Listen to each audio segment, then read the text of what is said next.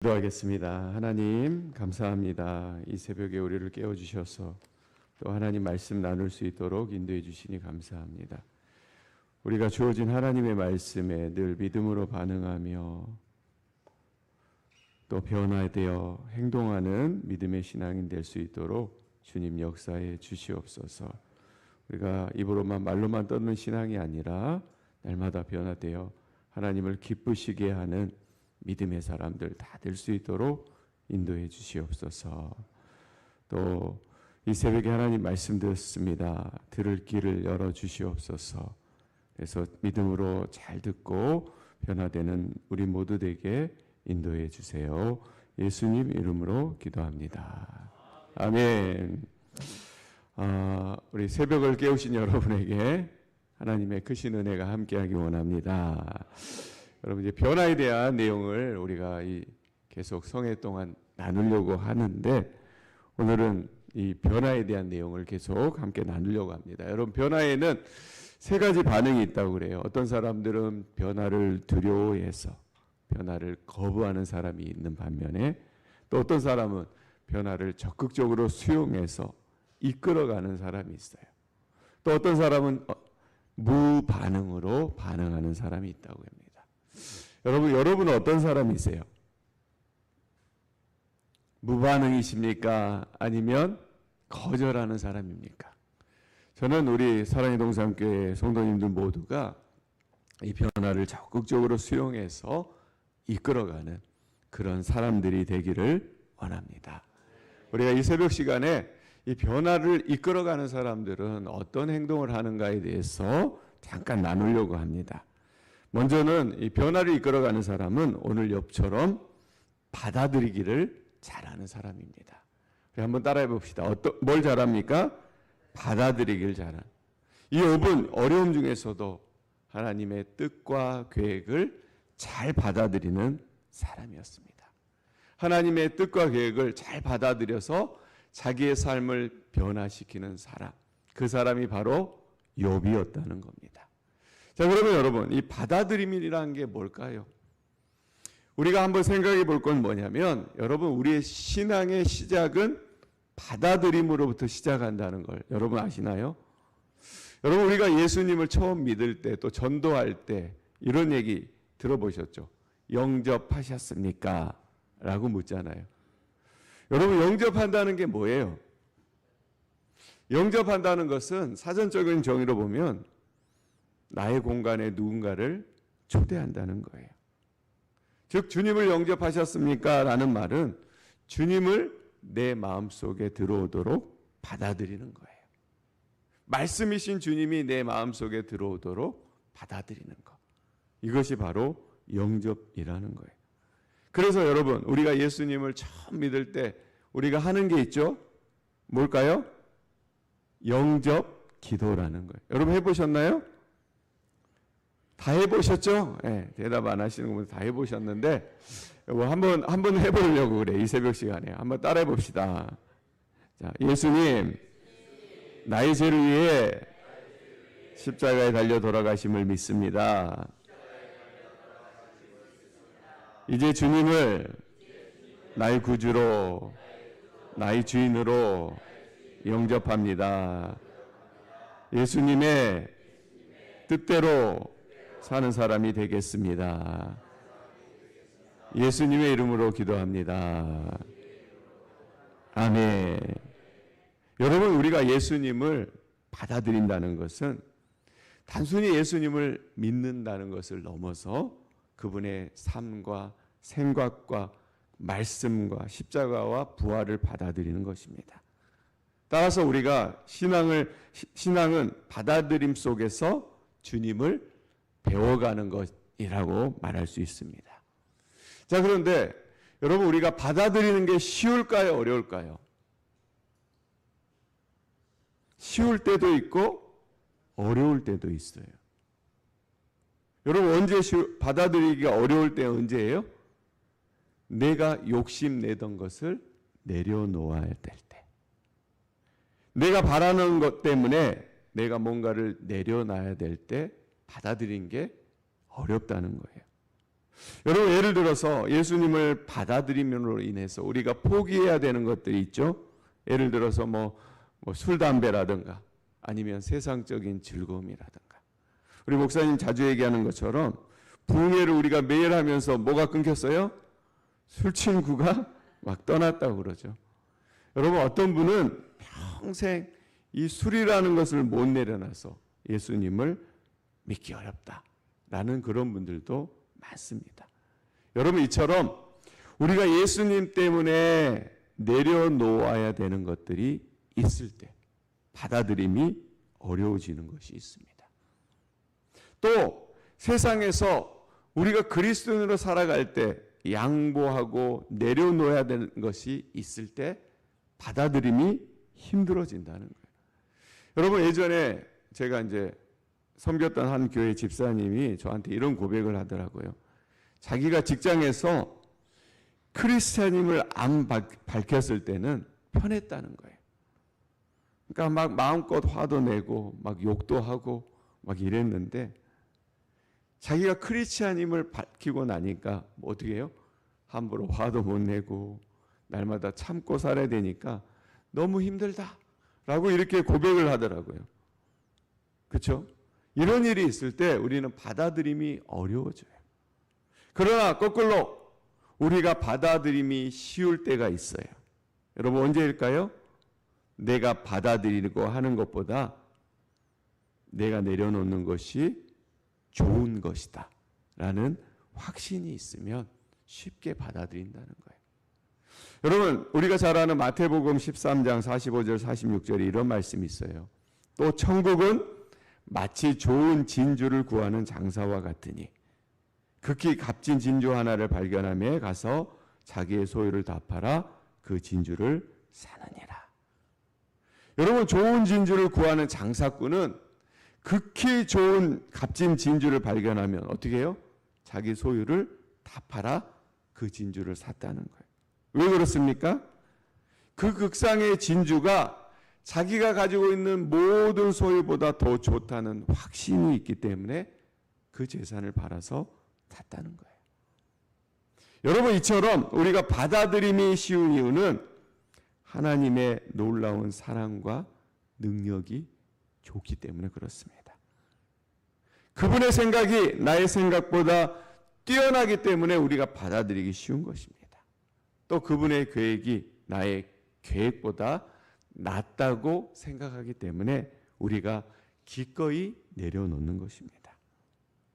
자, 그런데 오늘 우리가 성경 말씀 욥기서를 보고 있는데 이 욥을 보다 보면 이 받아들임이 얼마나 고통스러운가 우리가 깨닫게 됩니다. 여러분, 우리가 읽지는 않았지만 이 우리가 읽었던 본문 앞에 보면 이제 사단이 하나님께 와서 이렇게 말합니다. 욥이 모든 것이 넉넉하고 또 모든 상황이 순조로우니까 하나님을 잘 믿는 것이지. 이게 다 없어지면 하나님을 따르지 않을 것입니다 라고 말합니다. 우리 사랑하는 우리 사랑의 동산교회 성도 여러분, 여러분은 어떻습니까? 우리의 신앙이 견고하다는 것은 내가 안정적인 삶을 살기 때문입니까? 우리가 이렇다 할 고난이 없기 때문입니까? 아니면 고난이 찾아와도 어려움이 찾아와도 흔들림 없이 주님을 바라보는 견고한 신앙을 가지고 있기 때문입니까? 여러분 스스로를 좀 돌아보기 원해요. 내가 지금 이렇게 잘 살고 있는 것은 내가 어려움이 없기 때문인가? 아니면 하나님을 믿는 견고한 신앙이 있기 때문인가? 여러분 스스로를 돌아보기 원해요. 여러분, 욥이 고난을 받는 걸 한번 보시기 바랍니다. 저도 말씀을 준비하면서 이 욥 같은 고난이 나에게 오면 내가 어떻게 할까 상상을 해봤는데 너무 힘들더라고요. 여러분, 욥의 고난은 쏟아지는 고난이었어요.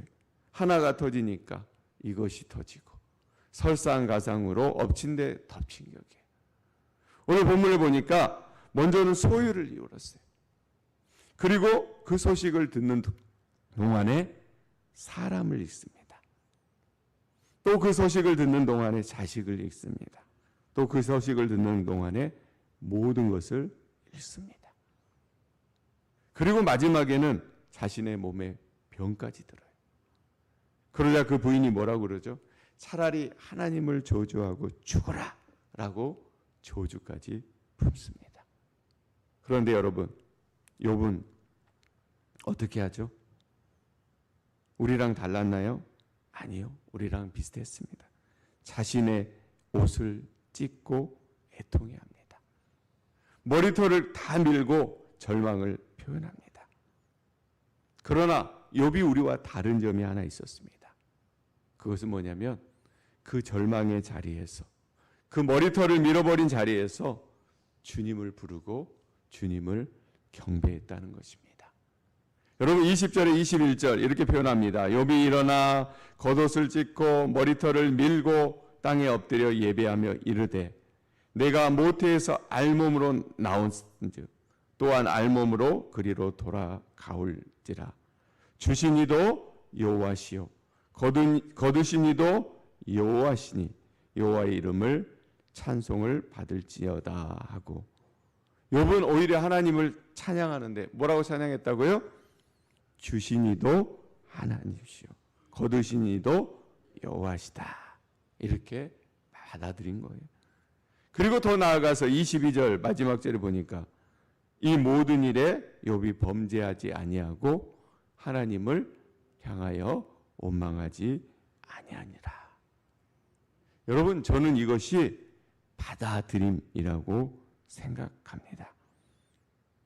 여러분, 포기하고 받아들임은 분명히 다릅니다. 포기는 그냥 내려놓는 거예요.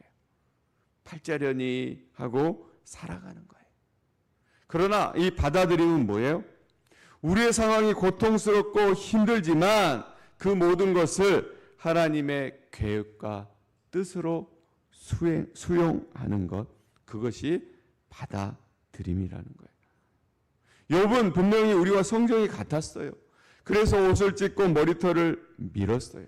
그런데 중요한 것은 욥은 뭐예요? 감정에 휩쓸리지 않고 그 상황을 수용했다는 거예요. 여러분, 우리도 마찬가지예요. 우리가 어려움을 당할 때 여러분 제일 먼저 상하는 게 뭐죠? 감정이에요. 나름대로 내가 잘 산 것 같은데 왜 나에게 이런 일이 일어났지? 내가 무엇을 잘못했지? 라고 감정의 문제가 가장 먼저 상합니다. 그리고 그 감정의 문제에 휩쓸리면 어떻게 돼요? 끝이 나는 거예요. 그런데 여러분, 욥은 감정에 휩쓸렸나요? 아니에요. 감정에 휩쓸리는 게 아니라 모든 것을 하나님의 계획과 섭리로 수행했다는 거예요. 여러분, 어떻게 이럴 수 있을까요? 그것은 원래부터 그 모든 것이 자신의 것이 아니었음을 그는 처음부터 알고 있었다는 것입니다. 우리 사랑하는 성도 여러분, 우리에게 주어진 모든 것은 원래 내 것이 아닙니다. 여러분 믿습니까? 하나님께서 은혜로 주신 거예요. 은혜로 선물로 주신 것입니다. 내가 잘해서, 내가 노력해서 얻은 것이 아니라는 거예요. 여러분 혹시 이 안에 아직도 내가 잘해서, 내가 노력해서 얻은 거라고 생각하시는 분이 있나요? 요즘 뉴스나 이런 걸 보면 여러분 자연재해로 인해서 뜻하지 않게 목숨을 잃은 분을 보게 됩니다. 또 뜻하지 않게 사고로 목숨을 잃은 분들이 참 많습니다. 여러분 그런 것을 보면 내가 사는 것은 하나님의 선물이라는 생각이 들 때가 많습니다. 여러분 우리가 가진 것 모든 것은 하나님이 은혜로 주신 거예요. 여러분 마태복음 20장에 보면 이런 비유가 있어요. 어떤 포도원에 주인이 있는데 일할 품꾼을 이제 구해옵니다. 성경에 보니까 제3시, 6시, 9시, 11시에 일을 시키려고 구해옵니다. 여러분 유대인의 시간은 오늘날 우리 시간에 6을 더하면 돼요. 그렇죠? 6을 더하면 오늘날 우리의 시간이 맞습니다. 그래서 제3시는 오전 9시, 제6시는 정오, 9시는 3시, 제11시는 오후 5시를 말합니다. 아무튼 일꾼들을 데려다가 일을 시키고 이제 정산할 때가 되었습니다. 그래서 제11시 오후 5시가 온 사람을 먼저 정산을 하는데 이 사람에게 얼마를 주죠? 한 데나리온을 줍니다. 그러니까 여러분, 먼저 온 사람들은 어떤 생각을 해요? 나는 저 사람보다 먼저 와서 일했으니까 혹시 나는 더 주지 않을까라고 생각합니다. 그런데 주인이 어떻게 하죠? 똑같이 주는 거예요. 그러니까 이 먼저 온 사람이 주인을 어떻게 하죠? 원망합니다.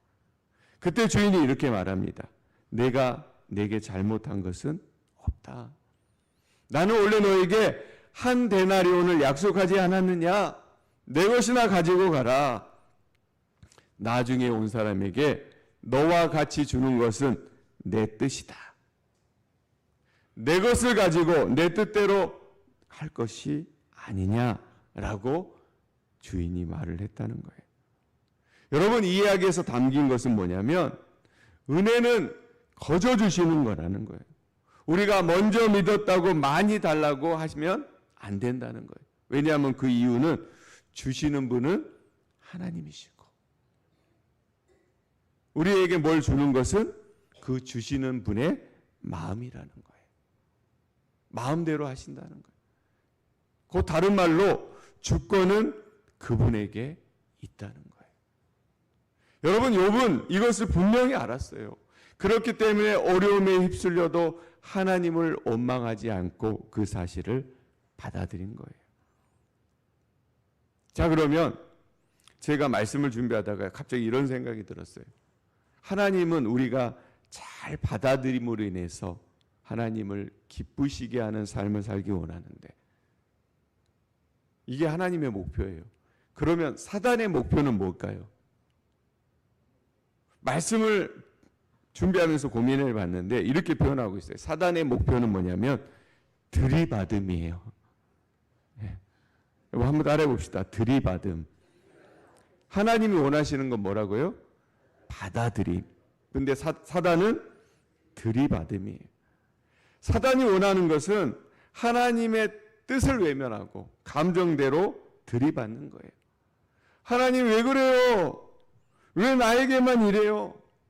하나님 이런 식으로 하면 저 하나님 안 믿어요. 저 교회 안 나올 거예요. 라고 이렇게 얘기하는 거예요. 여러분, 우리도 가끔 사단의 유혹에 빠져서 이럴 때가 많죠. 좋을 때는 다 좋다, 다 감사하다, 다 하나님의 은혜다 라고 말하지만 어려운 일이 생기면 뭐예요? 우리에게 들이받으면서 이런 소리가 낼 때가 많다는 거예요. 오늘 사단도 욥에게 이것을 의도하고 시험을 하네. 욥, 과연 내가 내 뜻대로 안 됐을 때 내가 누리고 있는 것을 다 빼앗아도 너에게 그런 소리가 나오나 보자 라고 그런 의도를 가지고 욥을 시험한 거예요.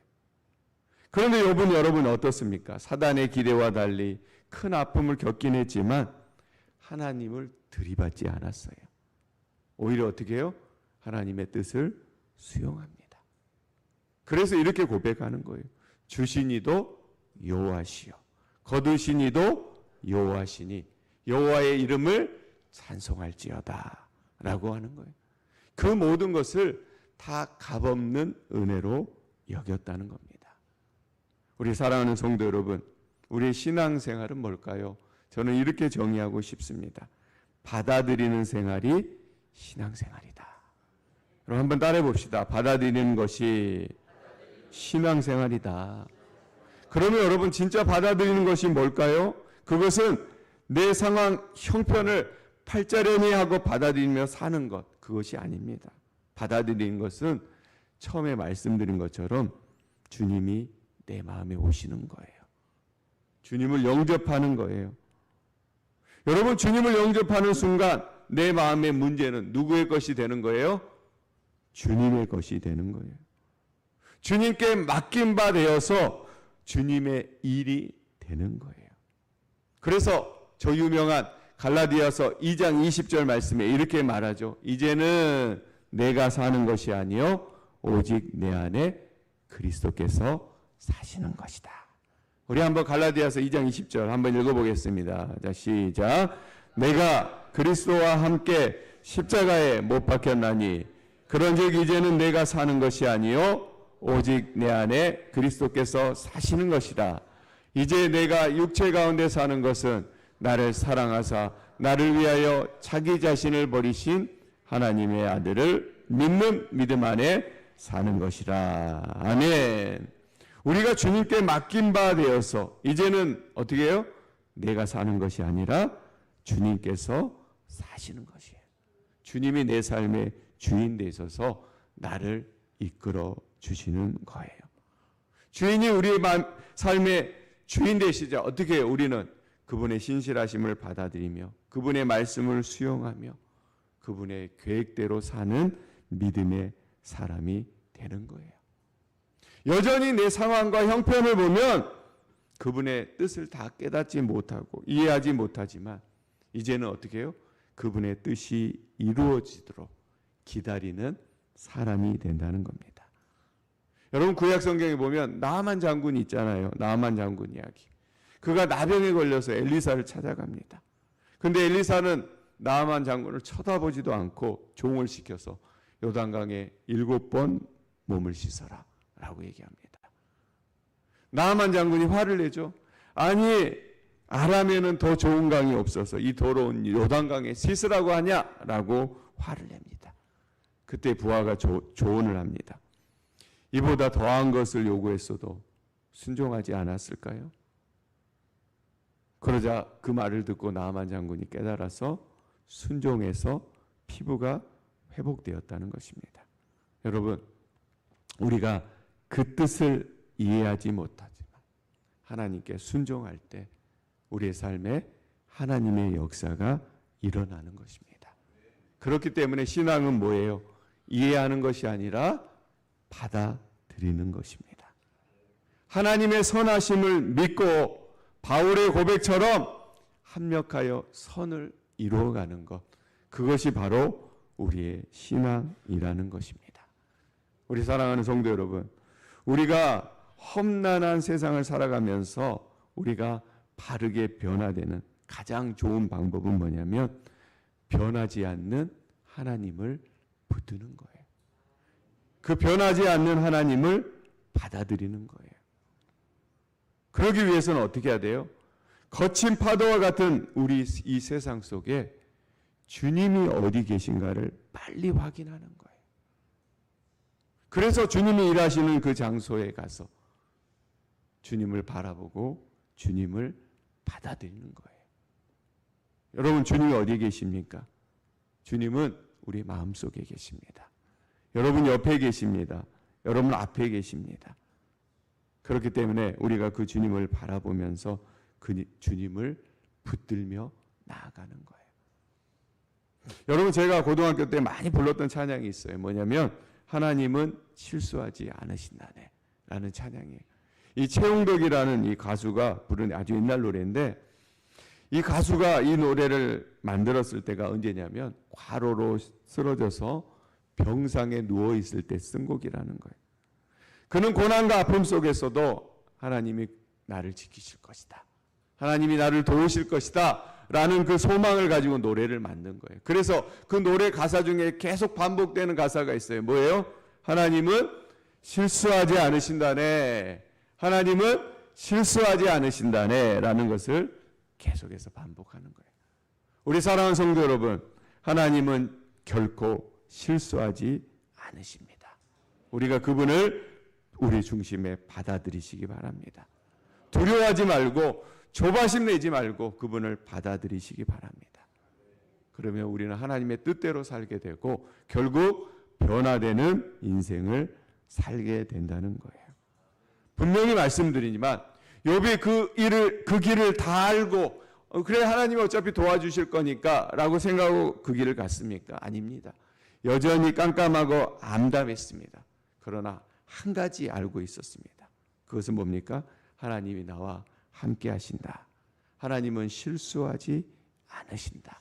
이것을 알기 때문에 하나님을 받아들이고 믿음으로 나아갔다는 거예요. 우리 목사님도 계속 말씀하시죠. 이런 우리 교회 무슨 뜻이 계시겠지, 무슨 복을 주시려고. 우리가 이것을 믿기 때문에 받아들이며 살아갈 수가 있는 거예요. 그리고 그 받아들임을 통해서 우리 안에 진정한 변화가 일어날 수 있는 것입니다. 오늘 욥처럼 주신 분도 하나님이시요 거두신 분도 하나님이십니다. 그 하나님을 내가 영원히 찬송하겠습니다 라고 이렇게 고백하며 믿음으로 살아가는 저와 여러분들이 다 되시기를 주님의 이름으로 축원합니다. 우리 함께 기도하겠습니다. 우리 기도할 때 우리 이렇게 기도하기 원합니다. 하나님, 주님을 내 안에 받아들이기 원합니다.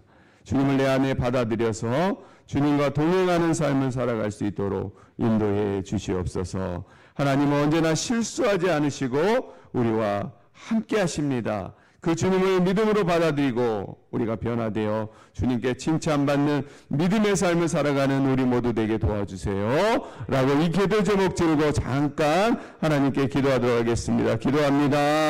하나님 감사합니다. 하나님의 은혜 가운데 우리가 늘 살아갈 수 있도록 도와주시니 감사합니다. 우리 신앙생활은 주님을 받아들이는 그 믿음의 삶임을 우리가 믿습니다. 그래서 주님을 주인으로 구주로 날마다 받아들이며 우리가 변화되는 믿음의 삶을 살아갈 수 있는 귀한 우리의 삶이 될 수 있도록 주님 역사에 주시옵소서.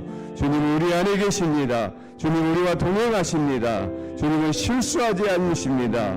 우리가 그 주님을 받아들이며 날마다 믿음으로 살아가게 도와주시옵소서. 오늘 욥의 고백처럼 주신 분도 하나님이시오 거두신 분도 하나님이라는 하나님의 주권을 인정하는 그 은혜로 살아가는 우리 모두 될 수 있도록 주님 인도해 주시옵소서. 우리 하나님 한 분만으로 충분합니다. 주님 사랑합니다. 오늘 허락해 주셔서 감사합니다. 하나님 주신 은혜와 말씀에 적극적으로 반응하며 변화되는 우리 되기 원합니다. 또 1,000번째로 하나님께 드렸습니다.